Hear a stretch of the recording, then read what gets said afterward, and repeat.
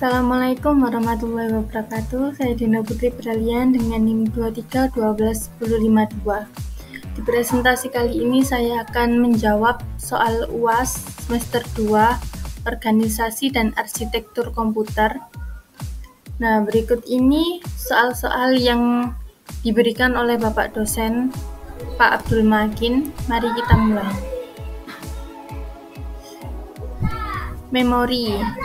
Memori dalam komputer merupakan salah satu komponen fisik yang penting. Berfungsi untuk menyimpan data dan instruksi yang sedang diproses oleh komputer. Secara umum, terdapat beberapa jenis memori dalam komputer. Contohnya RAM dan ROM. Setiap jenis memori ini memiliki peran dan fungsi tersendiri dalam memastikan bahwa komputer dapat beroperasi dengan efisien dan efektif dalam menjalankan berbagai macam tugas komputasi. Kemudian permasalahan yang sering terjadi pada memori. Yang pertama yaitu kegagalan listrik. Lonjakan atau gangguan listrik yang tiba-tiba dapat merusak memori. Terutama jika tidak ada proteksi yang memadai seperti penggunaan UPS. Kemudian yang kedua ada overheating.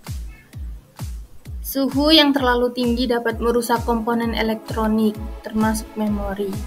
Overheating bisa disebabkan oleh pendinginan yang buruk atau pemakaian yang berlebihan tanpa pendinginan yang memadai. Yang ketiga yaitu kerusakan fisik mekanis. Misalnya soket atau konektor yang rusak, pin-pin yang bengkok atau patah, atau kerusakan pada PCB, printed circuit board, bisa mengganggu fungsi memori. Kemudian yang terakhir, korosi atau oksidasi. Kontak-kontak pada memori yang terkena korosi atau oksidasi bisa mengganggu aliran listrik dan menyebabkan kerusakan. Input device. Input device adalah perangkat keras yang digunakan untuk memasukkan data-data atau perintah ke dalam komputer. Nah, fungsinya untuk memungkinkan pengguna dapat memberikan instruksi atau input kepada komputer untuk dieksekusi. Yang ketiga, I/O device adalah perangkat keras yang berfungsi sebagai input maupun output, artinya dapat menerima data dari luar dan mengirimkan data keluar. Fungsinya yaitu menyimpan data baik sementara maupun secara permanen dan memfasilitasi transfer data antara komputer dan perangkat eksternal. Yang terakhir yaitu storage device. Adalah perangkat keras yang digunakan untuk menyimpan data atau informasi secara permanen, bahkan saat komputer dimatikan.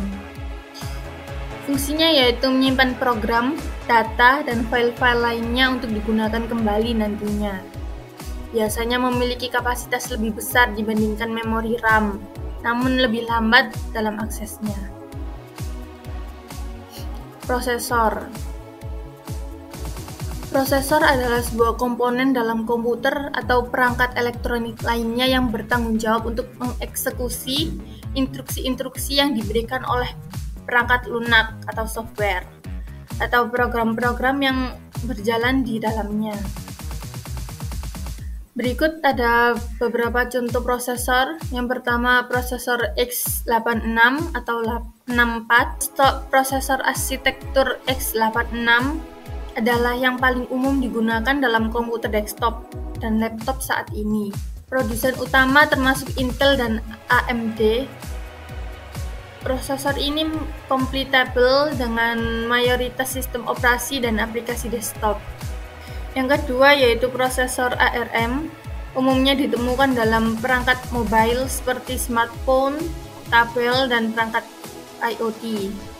Prosesor ARM dikenal dengan konsumsi daya yang rendah dan cocok untuk perangkat dengan kebutuhan mayoritas atau mobilitas tinggi. Yang ketiga yaitu prosesor server. prosesor yang dirancang khusus untuk digunakan dalam server. Prosesor ini biasanya memiliki banyak inti atau cores dan didesain untuk menangani beban kerja yang berat dan tugas-tugas komputasi paralel. Yang terakhir yaitu proses embedded, digunakan dalam perangkat elektronik tertanam seperti mesin ATM, sistem navigasi mobile, dan perangkat IoT. Prosesor ini sering dikustomisasi untuk aplikasi tertentu dan seringkali memiliki kebutuhan daya yang rendah.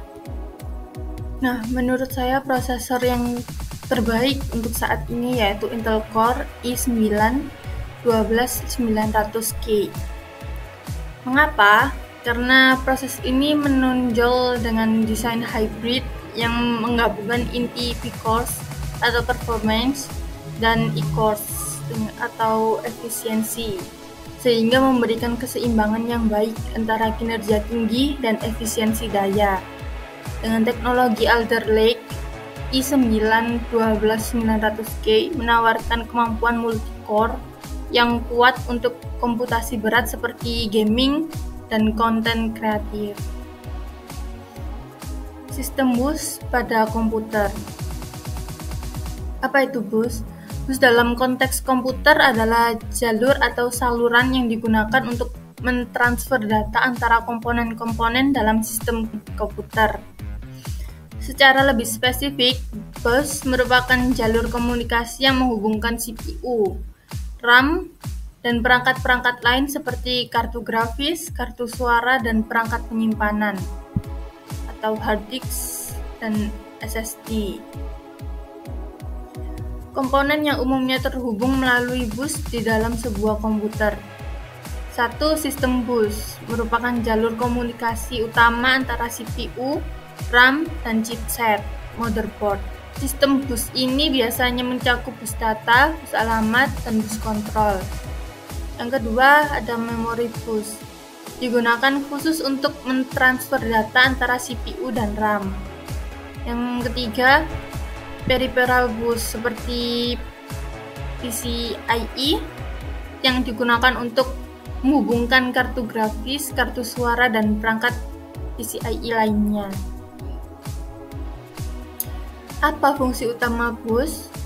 Untuk memfasilitasi transfer data antara berbagai komponen dalam sistem komputer dengan cepat dan efisiensi yang optimal. Kecepatan bus seringkali menjadi faktor penentu dalam kinerja sistem komputer, terutama dalam hal kecepatan transfer data antara CPU dan RAM, atau antara CPU dan perangkat eksternal seperti kartu grafis. Spesifikasi komputer. Prosesor. Keunggulan menawarkan kinerja multi-core yang sangat baik untuk tugas-tugas berat seperti mendering video, gaming, dan aplikasi kreatif. Desain arsitektur terbaru seperti Intel Alder Lake atau AMD Zen 3 memberikan peningkatan signifikan dalam efisiensi dan kinerja dibanding generasi sebelumnya. Ada RAM dengan keunggulan kapasitas yang besar memungkinkan untuk menjalankan banyak aplikasi secara bersamaan dan untuk memproses data dengan cepat, meningkatkan kinerja sistem secara keseluruhan. Kemudian GPU atau kartu grafis.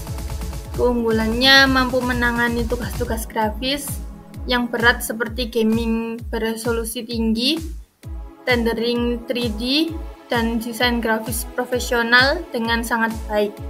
GPU ini juga mendukung teknologi terbaru seperti ray tracing untuk pengalaman visual yang lebih realistis.